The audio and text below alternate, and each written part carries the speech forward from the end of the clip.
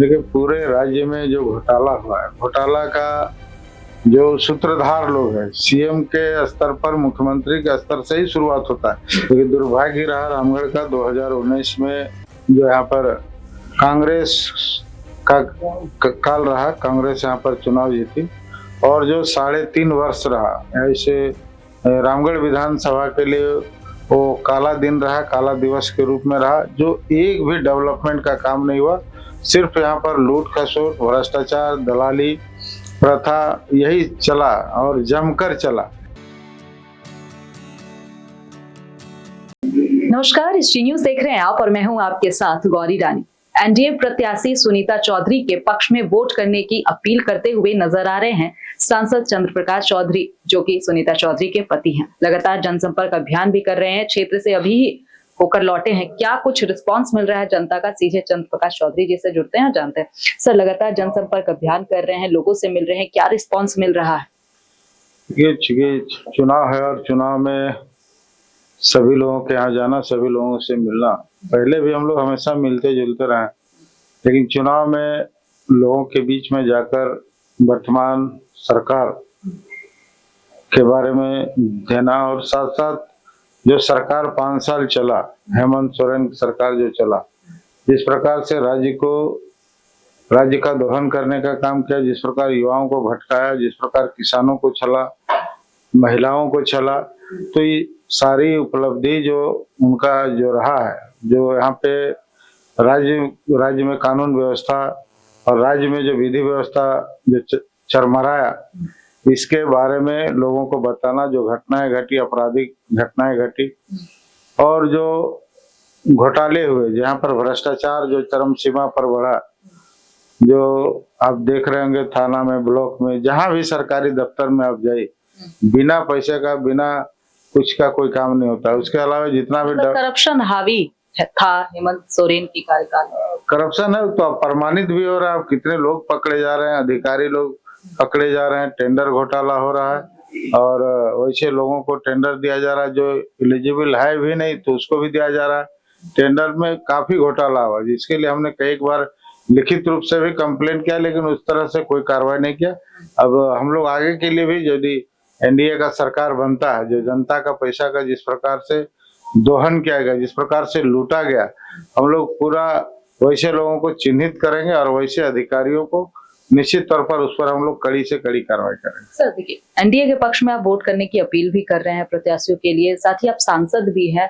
क्या देख पाते हैं कि एक तरफ चुनाव होने हैं और चुनाव से पहले जिस तरीके से छापेमारी हो रही है, सीएम के जो पर्सनल सचिव हैं उनके ठिकानों पर छापेमारी कर रही है, कैसे देखते हैं? देखिए, पूरे राज्य में जो घोटाला हुआ है, घोटाला का जो सूत्रधार लोग हैं, सीएम के स्तर पर, मुख्यमंत्री के स्तर से ही शुरुआत होता है। यदि मुखिया है और मुखिया के नेतृत्व में सरकार चल रहा है और उसके अधिकारी और उनका पीए, उनका सलाहकार, उनका प्रेस सलाहकार, उनके विभागीय सचिव जो लोग होते हैं, जो मेन जो लोग विभाग को चलाते हैं, सरकार को चलाते हैं, वैसे मशीनरी जो है, सरकारी तंत्र है और किस प्रकार से भ्रष्टाचार से सम्मिलित है, वह सीधा जीता जाता उदाहरण है।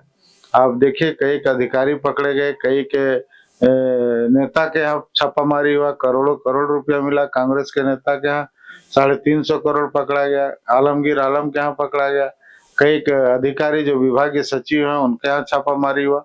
तो इस तरह से भ्रष्टाचार का जो चरम सीमा लोगों ने पार किया है, जो जनता का पैसा का बंदरबांट किया है, तो हम यही चाहेंगे कि वैसे लोगों को, वैसे दोषी अधिकारियों को हम लोग चिन्हित करेंगे और कार्रवाई करेंगे। रामगढ़ विधानसभा की बात करें, चंद्र प्रकाश चौधरी की पत्नी जो कि विधायक हैं सुनीता चौधरी, वो चुनावी दंगल में हैं।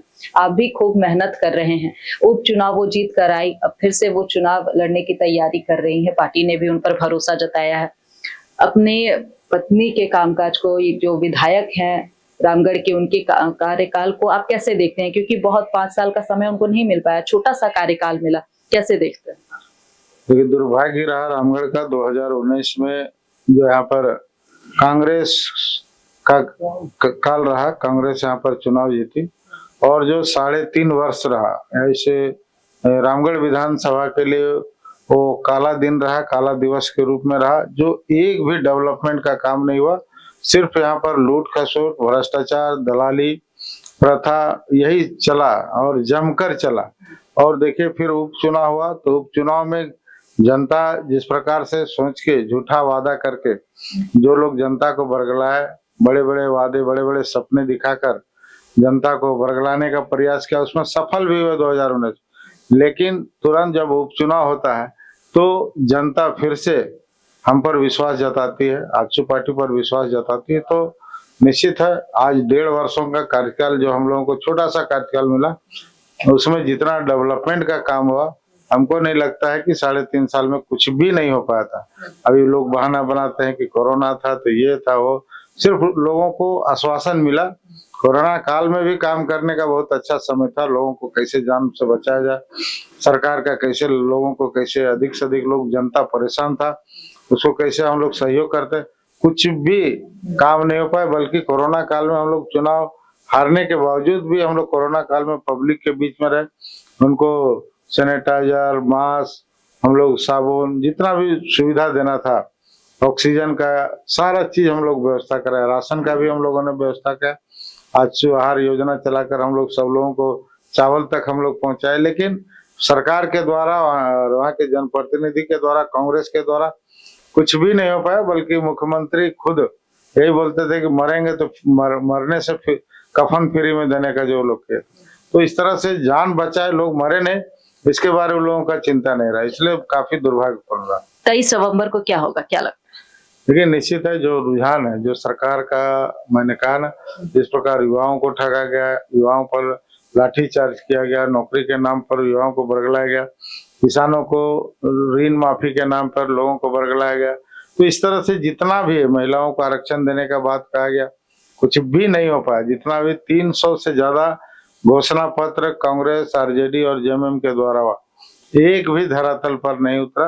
अभी चुनाव का समय आया तो छोटा सा लुभावना योजना लाकर प्रयास किया है कि अपने और आकर्षित करने का, लेकिन जनता उसको नकार चुकी है। और इस बार एनडीए का सरकार आएगा, भाजपा के नेतृत्व में सरकार बनेगी। चलिए, बहुत शुक्रिया हमारे साथ बातचीत करने के लिए, हमें समय देने के लिए। हमारे साथ इस वक्त बात कर रहे थे सांसद चंद्र प्रकाश चौधरी, जो ये दावा करते नजर आ रहे हैं कि 23 नवंबर को झारखंड में एनडीए की सरकार बनेगी। फिलहाल इस खबर में इतना ही, मुझे दीजिए इजाजत, नमस्कार।